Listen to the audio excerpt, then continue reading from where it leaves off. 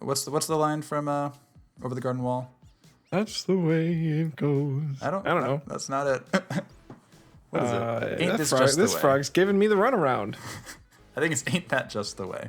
Ain't that just the way? Yeah, So it is. Ain't that just the way? You sure it wasn't this frog's giving me the runaround? Well, that's definitely a great line from that show, but I don't think that's what I was thinking of at the time. It's going to be close to time to watch that again. I can't wait. Yeah. Well, a friend of mine hadn't seen it. I thought he had, but he hasn't. So I was like, well, this is the time. Oh my God. Yeah, it's totally the time. You got to watch it with him. Yeah. Well, I think I told him to watch it with his wife, so hopefully they will. Okay. I mean, I'll watch it with the two of them, I suppose, but I assume it's more of like a evening on the couch sort of vibe. Anyway,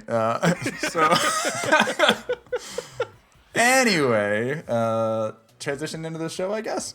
Absolutely. That sounds like a great idea. Awesome. Hello, folks. Welcome back to Reference Frames Podcast, the 17th most popular podcast in the physics subcategory on Apple Podcasts. In the U.S. In the United States specifically. Welcome. Thanks for joining in. What we do here is we take a popular scene, maybe from a movie, maybe from TV, could even be sports we've been known to do in the past sometimes. Will break down that scene. He'll give us a nice narration to get us in the really creative zone, get those creative juices flitter flowing. And then after that, flitter flowing, that's a thing. After that, he will give us a little bit of lecture about a physics concept that is present in that scene to help us understand physics better. Because if we know physics better, we know the world better. We are pro-science, so before we move into the main body of our content, we always start with correcting anything we did wrong in the last episode. And thanks to my coworker, who is an electrical engineer and listened to our electricity podcast or our electricity episode last time, we have, for the first time on this show, actual listener corrections. Correction zone. Where do you want to start, Will? Well, I think the big one is that we failed to mention kind of the crux of our whole discussion, which is that whenever charge is being pushed around, right, if there are multiple paths to a certain endpoint, they'll always take whichever one has the least resistance. So whichever one they can move through easier. We kind of used that assumption the whole time, but we forgot to make it explicit. So, for example, if Tim on that electric fence in Jurassic Park, if there was a piece of metal connecting the two cables he was hanging on, it would have jumped through the piece of metal and not through him because he's a lot harder to flow through than a cable would be. So that's a big one. Sort of a principle, a main principle of current and electricity, and we just missed it. Yep. That's the way she goes. The way it goes. So apologies for that. Number 2, I mentioned that when lightning strikes a tree, the tree explodes and that can hurt people. And while, True. An exploding tree is a component of harming people, that isn't the main danger when standing near a tree that has a lightning strike hit it, because after lightning hits that tree, all of that lightning energy has to go somewhere, and it actually disperses through the ground, which creates a potential, like we talked about, that current flows through the ground. And if you are standing on that ground current, you could have yourself at 2 different potentials and might find yourself with a little bit of ground current flowing through your legs, which can be a danger to you. Especially this happens to cows and farm animals when they take shelter under trees during lightning storms. They can get zapped instead of exploded. Exactly, yeah. So if you imagine all those charges, right, they're zooming along the surface of the ground. If you're there, you're probably a little more conductive than the ground in an unfortunate situation. They'll go through you rather than just along the ground, which is not a great place to be.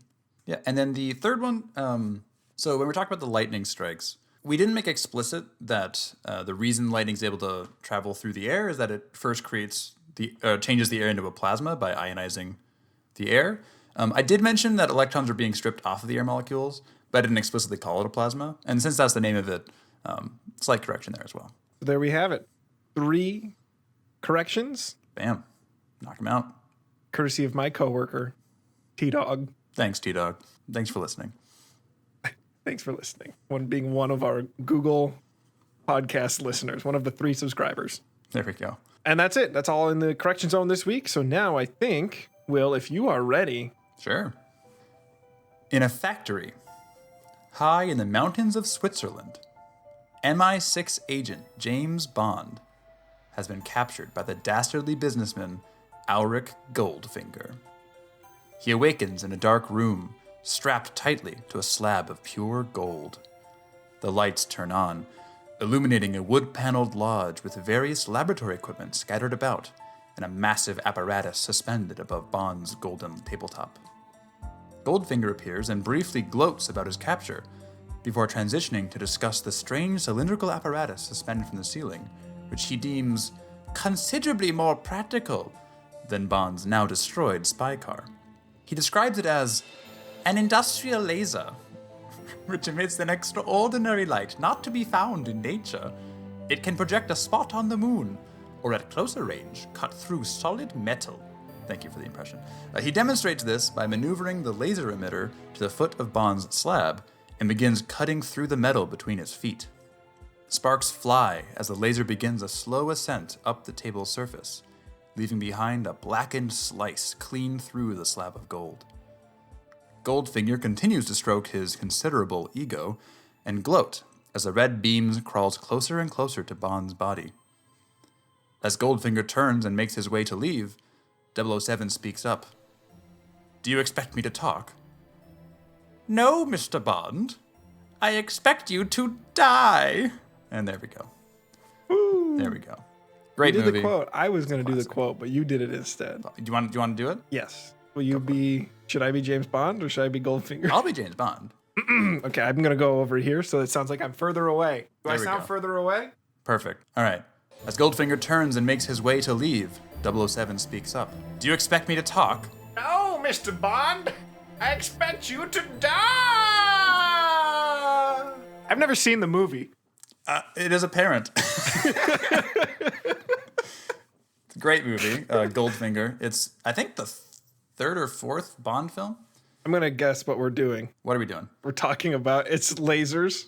It is lasers. Well done. You got it in one. I'm so proud of you. Thank you. Woo. Yes, lasers. The Easy. the invention of the modern age. So first, before we kind of get into how lasers work and how they're made and all that fun stuff, it's first good to point out that laser is itself an acronym. It's used as a word nowadays, but it originally started as an acronym. And it stands for light amplification by the stimulated emission of radiation. And as we talk about how it works and what it is, hopefully that name will make sense and we'll kind of revisit that at the very end. So I always forget what the acronym stands for. I all remember good. light amplification, and then I always forget the rest. Sir, exactly. So the first laser in the real world was created in 1960. There was a maser created, which is like it's a different frequency of light, not visible, made earlier in the 50s. But the first laser was made in 1960. Worth pointing out, Goldfinger was originally a book written in 1959, and the movie way. came out in 1964. So only 4 years after the laser was invented. Whoa. Pretty crazy. Yeah. So it was like modern tech in the movie. Worth pointing out, in the book, they didn't have a laser because it didn't exist yet. They had apparently they had a huge, giant circular saw, Love it. which they decided was a bit too cartoonish. campy. So they were like, let's do this fancy new Like technology a instead. Mickey Mouse thing. It's a little goofy. So yeah, and that's also why Goldfinger, I gave that little speech there. He explains like this industrial laser with all these, he needs to explain to the audience what a laser is because they don't know what Right. it is because it's People new. didn't know yet. Exactly. Pretty That's cool. really neat. Yeah.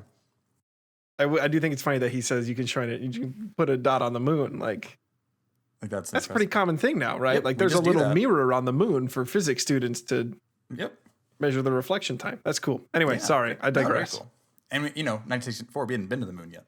So So at the time there wasn't a mirror there. exactly. Good correction. Well, yeah. Anyway, so what is a laser? Why is it useful? All this fun stuff. So the basics of a laser is that it's light, like a light bulb creates. But the difference is that it's both coherent, which means all the light waves are in phase with each other. And also it's fairly, but generally very monochromatic, which means it's all one color. You see a red laser or a green laser, all that fun stuff. These two aspects of it are very useful because that means that it doesn't spread out very much, so it can travel a long distance without being super diffuse, and therefore you can concentrate a lot of energy on a very small area because it's so narrow. Are you going to talk at some point about what being in phase means? A little bit, yes. Okay. Yes, we'll talk Then about this. then I will wait to ask my question until we get there. Please do. All right, so lasers, the only reason they're able to be possible is because of the SE in the acronym, which is the bit that Ian forgot. It stands for stimulated emission.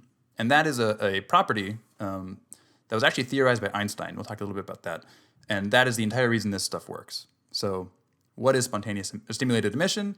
First, let's talk about some things you're probably more familiar with, which are absorption and spontaneous emission of light. So around atoms and molecules and things like that, electrons are contained within certain allowed orbitals or orbital arrangements. This is a quantum mechanical phenomenon, but basically there are only certain allowed arrangements that they can exist in. There's a number of factors that distinguish these different orbitals. One of them is the energy of the electron occupying it. So you may be familiar from, if you ever took a chemistry course, of like the 1s2 or the 4p3, I'm not a chemist, but all those different things. The number there is the energy of that orbital. So these electrons, they exist in all these different orbitals. If light of a particular energy hits an electron, as light often is interacting with matter, right, that light can be absorbed by the electron, by the atom.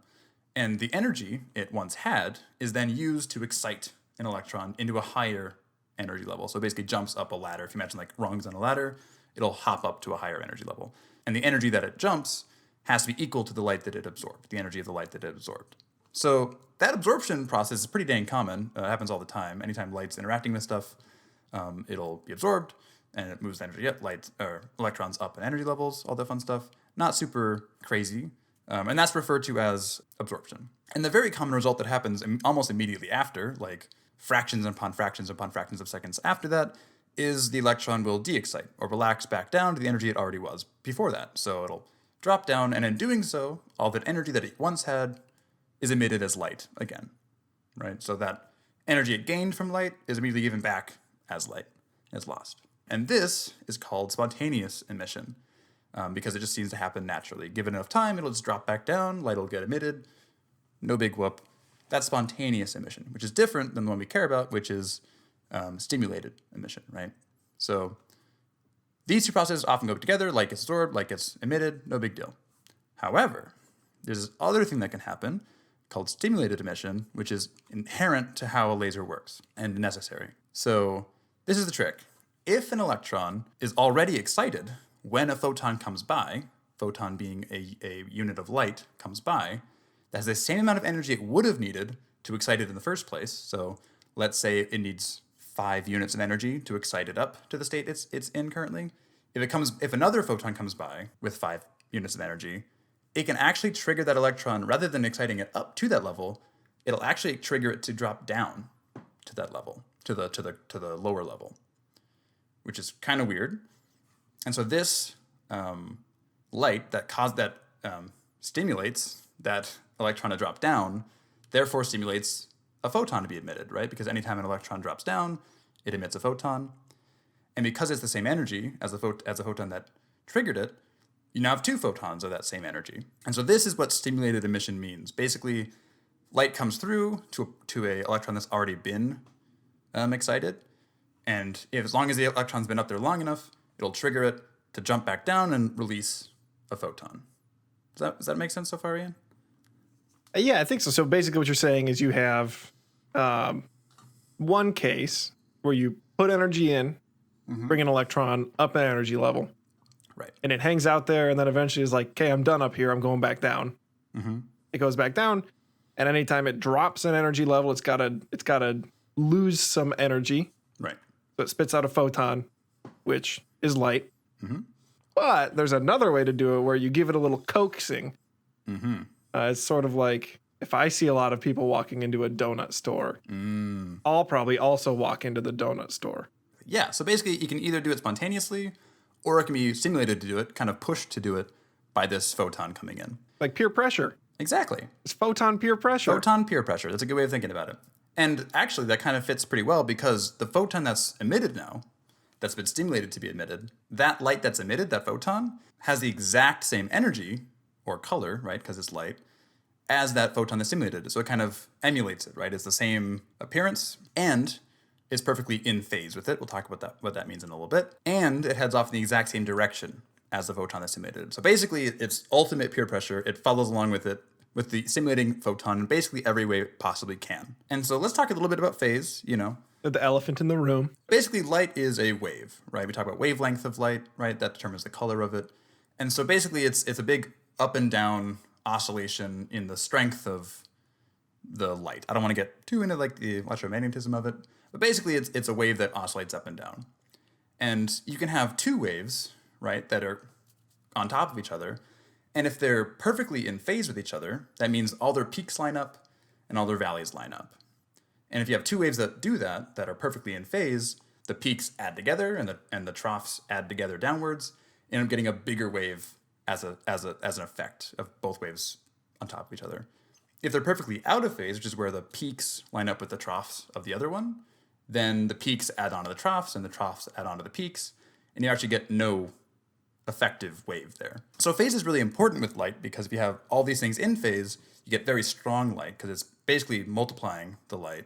But if they're perfectly out of phase, it actually almost cancels out the light. You won't see any light if it's all out of phase. So that's a pretty crucial. So this is the basic idea of this spontaneous versus stimulated emission. And the fact that the stimulated emission is exactly like the light that caused it to be emitted in the first place is exactly why lasers work the way they do. And so how do we get this to happen is kind of the question, right? Because we want light that has all these properties, the same color, the same direction, the same phase. It's all really useful because it makes lasers work the way lasers work. But how do we do that in the first place, right? Like we just said, spontaneous emission happens all the time. We don't usually talk about stimulated emission because it's rare. It doesn't really happen in the natural world, right? This is where Einstein comes in. Einstein theorized back in 1917. He didn't get a Nobel Prize for this, by the way, which is insane. He should have gotten like 6 Nobel Prizes, but whatever. His big contribution was that he said 2 probabilities are the exact same. So there's a probability, you have a photon going through, right, going near this atom. The probability of it exciting an electron up to an excited state is actually the exact same as the probability for that same photon going by an identical atom, but it just has one already excited, the probability of making it drop down, which is odd because you don't see the latter happening very often. But the reason we don't see it happening very often is because there aren't that many excited states around in general, right? We just said they drop down spontaneously all the time, right? So it's hard to get a bunch of atoms with a bunch of electrons all excited at the same time because they naturally drop down all the time. This spontaneous emission, right? So if we can get it where we have more excited electrons than there are non-excited electrons in a given medium, all of a sudden, any light that goes through that could either make something excite or make something emit, all of a sudden is making more of them emit because there's more of them to emit than there are things that could be absorbed and excited. So the minute you get more atoms with excited electrons than you have non-excited, all of a sudden more of the light that comes in will cause more light to be generated than will be absorbed. So this is what's called the population inversion, and it's basically a runaway effect, like a chain reaction. When you get past that, you're getting more light being created, and therefore more light's being stimulated and more light starts being created in general. It's a little hard to kind of conceptualize. It's like a hype train. Exactly. Yeah, it's like a Dunkin' Donuts hype train. But yeah, so all of these factors we've talked about kind of start giving us clues as to how we actually could make a laser in the first place, right?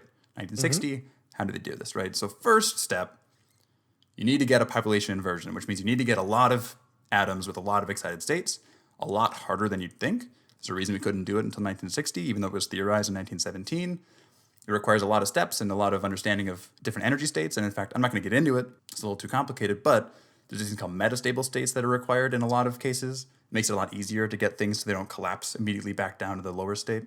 But first you need to have the population inversion in the first place. So you're going to get this kind of runaway effect going. Second step, you need to have this happen in a material where the electron energy gap, you're trying to make them jump up and down, has the same energy, whatever light we want our color to be. Or sorry, whatever color we want our light to be, right? If we want red light, the energy of red light needs to be the energy of that gap, which is also not trivial to do. You have to find the right material for it. And then the third step, which is kind of the really important one, right? If you do this, that's great. All the light goes in one direction, though, and it kind of just leaves the material behind. So what you need to do is basically put it inside of a capsule with mirrors on both ends, so it bounces back and forth. Because then as it keeps bouncing back and forth, you get more and more light bouncing back and forth, more and more light bouncing back and forth, stimulating more and more of these atoms in this material, right? So you're basically bouncing back and forth, stimulating as many of these atoms as possible to get more and more light generated. Seen this picture here, Ian?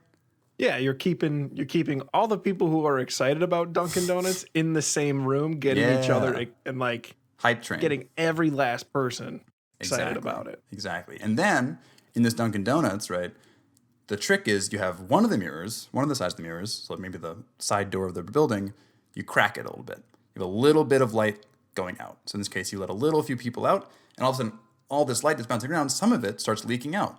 And it starts leaking out in whatever direction you want the laser to go.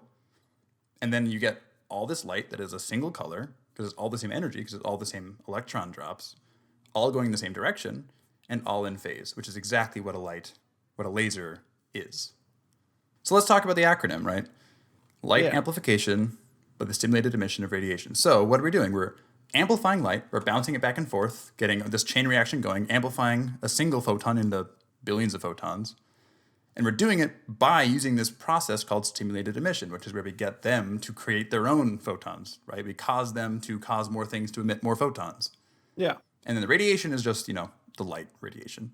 You're amplifying light, LA, by stimulated emission, SE, of the light radiation. So that's a laser. That's how a laser works, and that's how it has worked since 1960, as theorized and by people before then. And Einstein kind of set the groundwork for it with this whole population inversion idea. Let me run it back. Let me make sure I've got it under control here. Yeah. I take just a mirror chamber. Inside that chamber, I want to get as many atoms with the electrons, an energy level up, such that when they drop from this energy level down to their most relaxed state, they kick off a photon, which again is light, at the energy that would create the color of light that we want. Yep. Oftentimes red.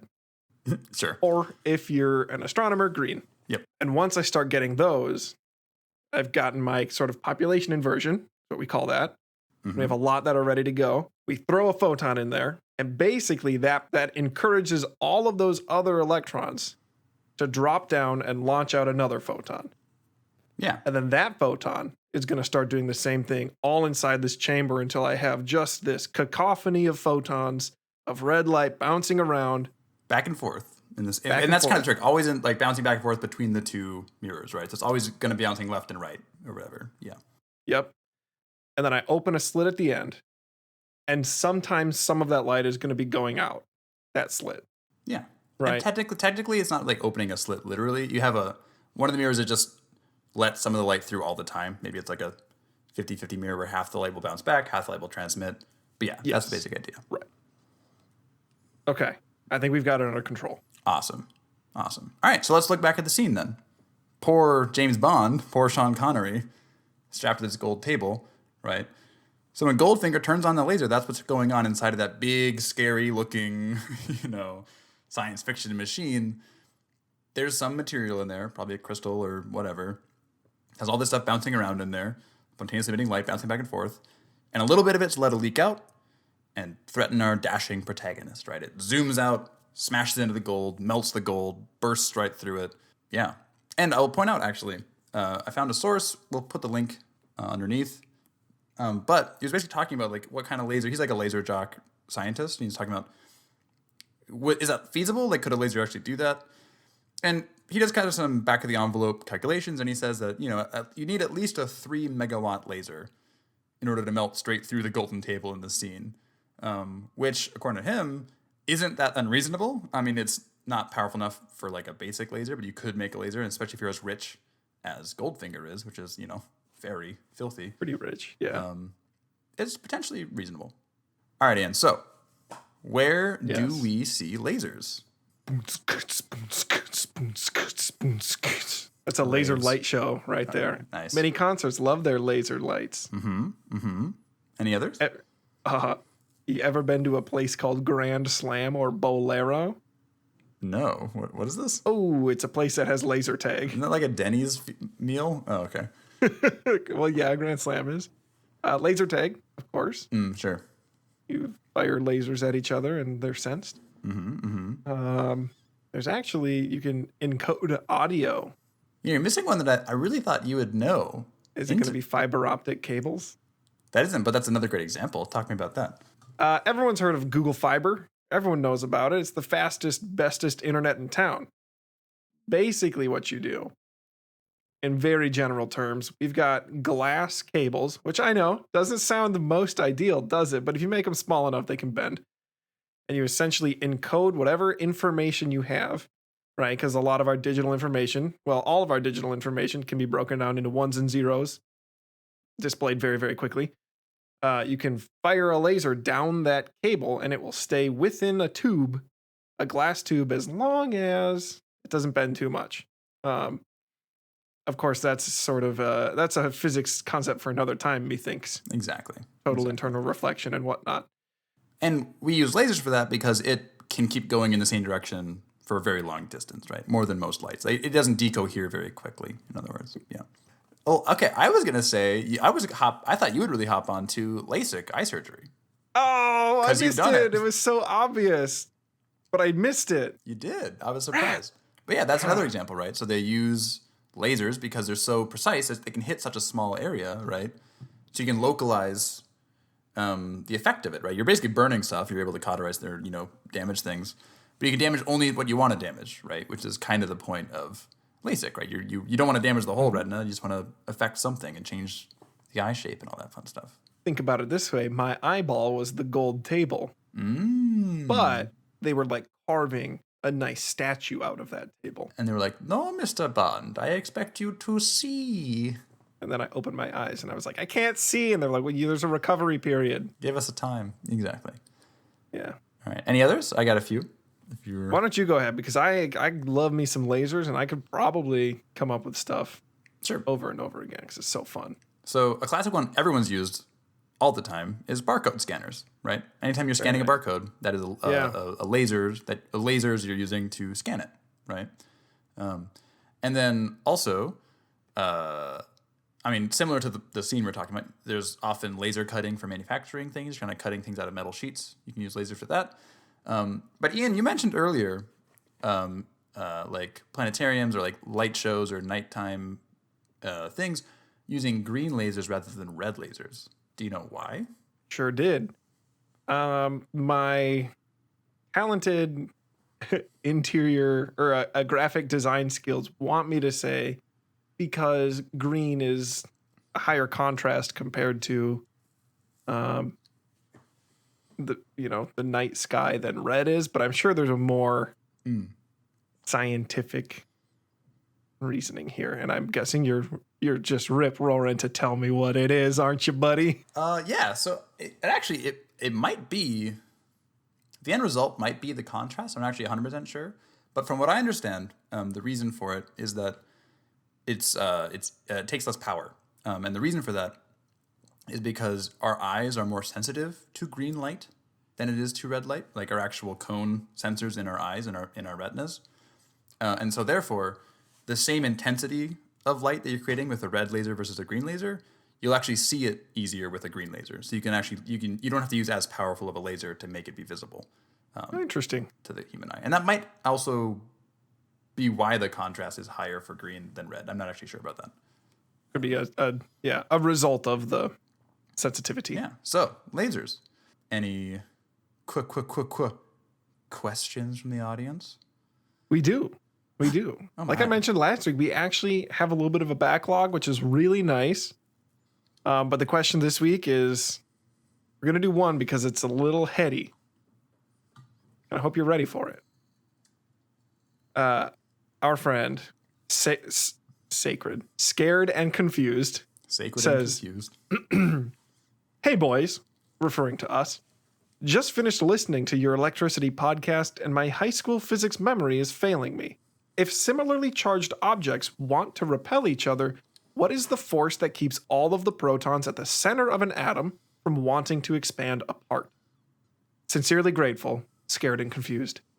That's a great question, and I hope you'll be less confused after we try to give you an answer, a satisfying one. So, that's a great question. You're right. So we talked about last week, like charges like to repel, right? And it's, electrons get pushed by other electrons, and you're right, protons are repelled by other protons. So what's keeping them all together, right? Great question. So there's a force known as the nuclear force, sometimes called the strong nuclear force. It's called that because it's very, very, very strong, stronger than the three other fundamental forces, or, two other, depending on how you look at it. However, it's only strong over very short ranges, which is really, really interesting. There's a larger reason for that, and I'd love to say more. So if you're curious, you can feel free to ask another answer. But the short answer of it is this strong nuclear force, it only goes out about 1.5 femtometers from the source of it. And for context, a femtometer is 1 times 10 to the negative 15 meters. And for reference, protons and neutrons, the elements that make up a nucleus of an atom, they each have a radius of roughly 0.8 femtometers. So we're about double that distance away, and the strong force loses basically all strength. So this force is super strong within that range. In fact, it's 137 times stronger than electromagnetism is at 1 femtometer away. So it's quite a lot stronger than that repulsive force is, as long as you're within that region. And in fact, this is actually kind of interesting. This is why, part of the reason, not the whole reason, but it's part of the reason why heavier atoms, so atoms that have more and more protons in them, higher, further along on the periodic table, why those are unstable / radioactive. Because if you get too big of a nucleus, then what you have is these protons are getting further and further and further away from each other, where they're feeling less and less. They're getting out of the strong zone for the strong force, and then all of a sudden the repulsive force is getting stronger than the attractive force from the strong nuclear force. So hope that answers your question. There is another force there. It's called the nuclear force, and it's what keeps them all bound together. And maybe less scared, but you might still be. Folks, we're rapidly running out of time for this episode.